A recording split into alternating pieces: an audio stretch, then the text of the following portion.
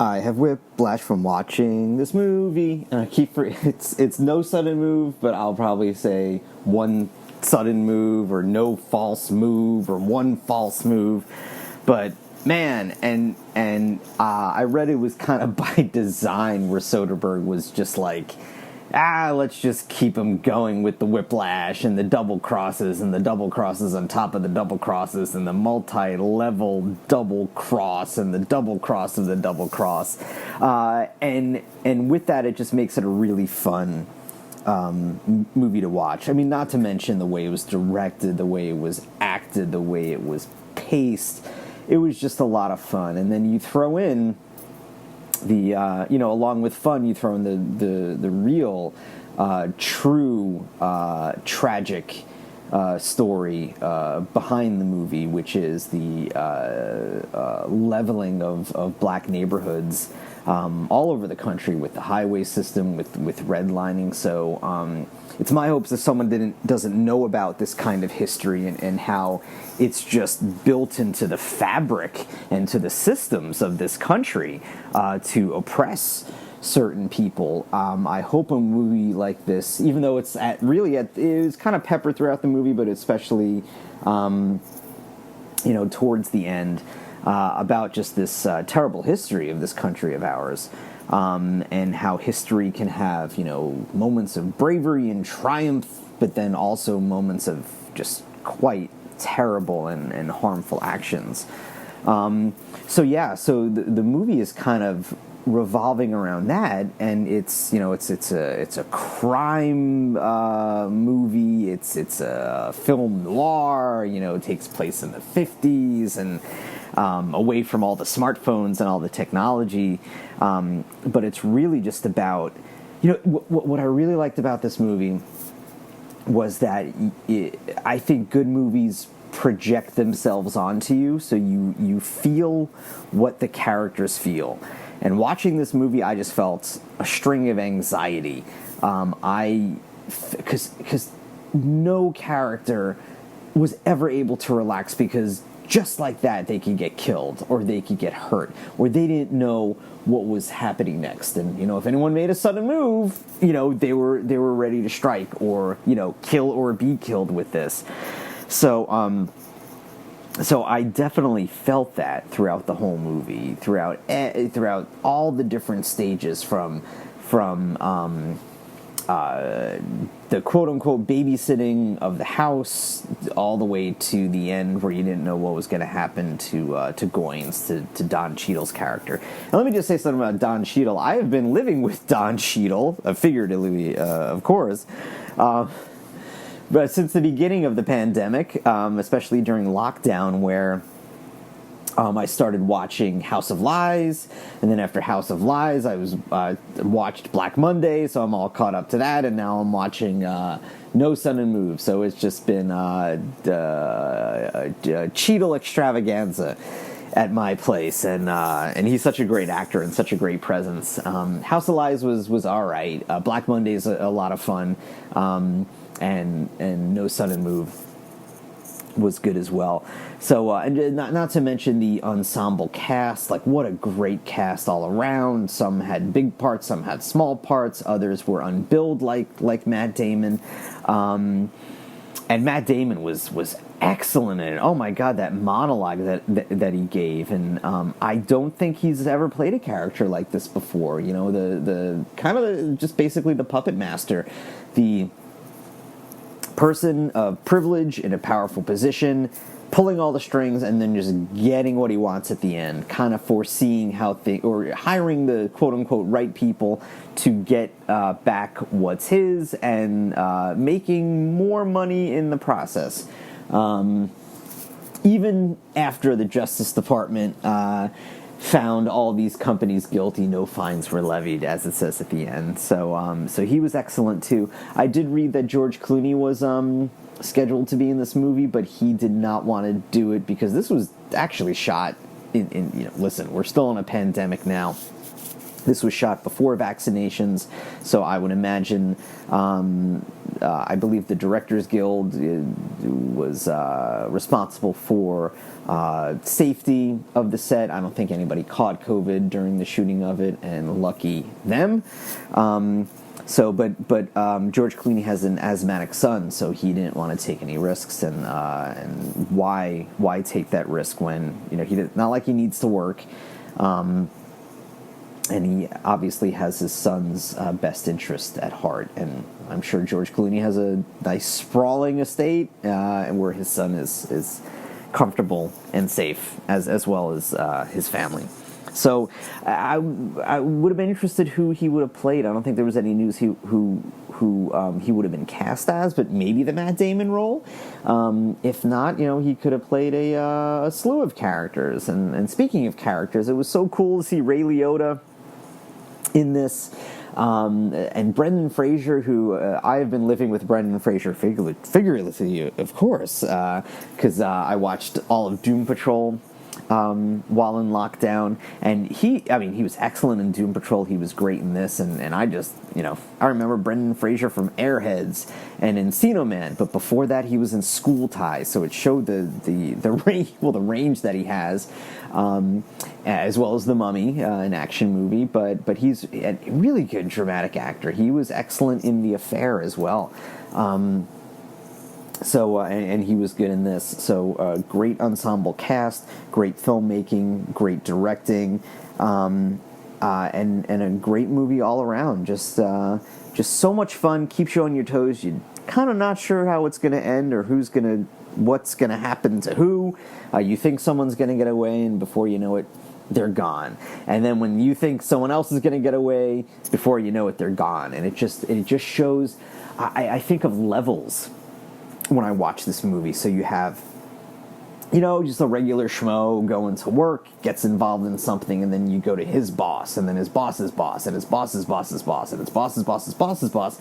And Goines and Russo, I believe it was Goines who said, well, let's find out who is controlling this guy, and we'll go to them, because we'll get more money, and how much money is enough. And just when you think that, you can get the most amount of money, there's always more, and depending on their motivations and what they want to do and their options, they're striving for more to try to find a comfortable life. And with Don Cheadle's character, he was lucky he got out with his life, and at the same time he just got the $5,000 that he was originally promised, where he had hundreds of $1,000s in his hand. And it just goes to show, the levels of whether it's in the crime world or the business world, and the two certainly crossed over in this movie. What's considered the quote-unquote legit business world is actually crime. But it goes to show the levels of muscle and, the levels of brains and thinking that goes into all this, and strategy, and just how, devious and smart one has to be to literally survive. And if it's not about survival, it's how much money you're going to make, and how far are you willing to go to get all this money and to get all this power, and what drives someone to have all this money when they don't need the money. What is it? Is it ego? Is it power? Is it competition? It could be a combination of all those things depending on the person. Leaving your mark in the world before you die, and all these people are dead because they're not based on real life people, but the people that it's based on from that era, 1950s, that's what, 70 years ago? Yeah, so they're all basically gone. So what kind of legacy did they leave? Well, I guess it's movies made about this period and not being reflected in the best of terms. So, but as a movie, very good. I don't know why the fisheye lens was going on. I thought there was something wrong with my TV. I guess there wasn't. I'm curious as to why it was shot this way. Maybe there was a reason for it. You know what? I'm going to check right now. So, oh my goodness. I'm back. I did some research. So on Mark Maron's podcast, Soderbergh said that the fisheye lens was totally on purpose, and it was done, the intention was to bring you out of the space in which you have a 90-degree grid. A world in which things are that squared off.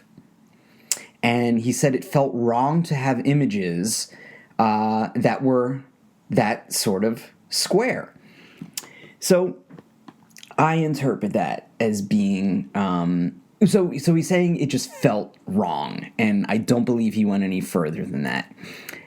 So, okay, I guess he felt it just, for whatever reason, for whatever the moment called for, he added some spice into the movie. And probably just caused even more confusion and anxiety amongst the viewer. I'm thinking that, and it kind of goes in line with what Soderbergh is saying, it, as a reminder, it lets the viewer know that things are just not square. Things are just not on the level. And I'm paraphrasing a song by the great band Ghost right now. It's called Square Hammer. So I think it's used as a reminder to let people know that things are not normal here and things are not right. And it's not a time to just go about your day. These characters are in trouble, and they always have the feeling of being in trouble.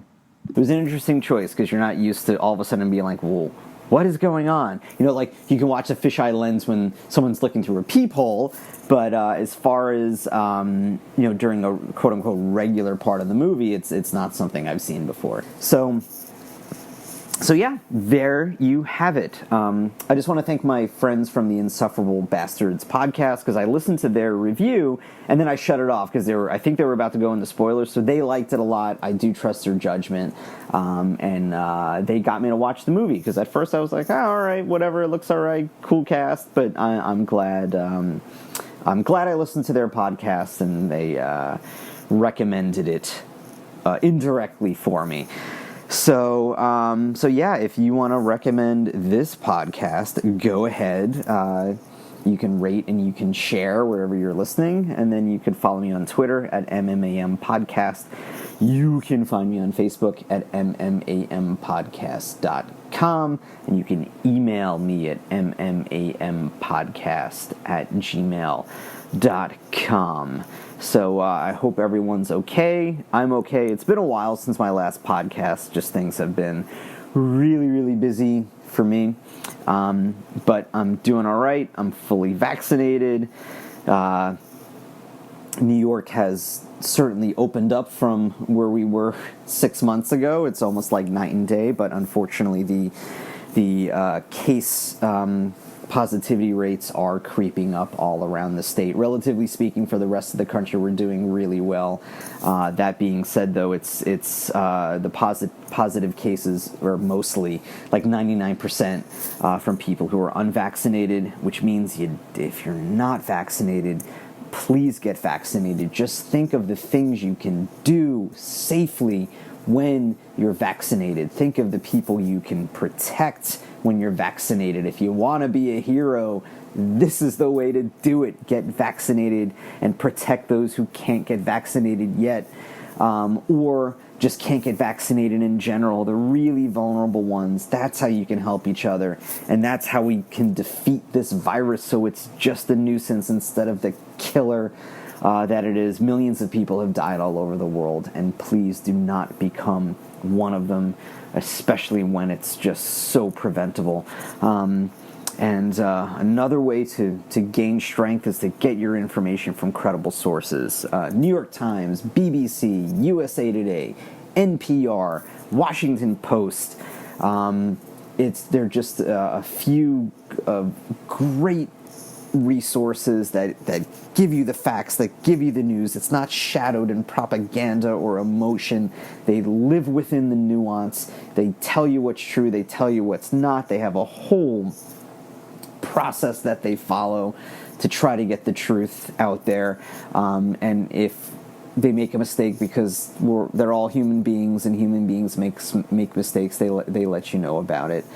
So nothing's perfect. Perfect is such a subjective term, but let's not let perfect be the enemy of the good, because those sources are certainly good. So I hope you're doing good.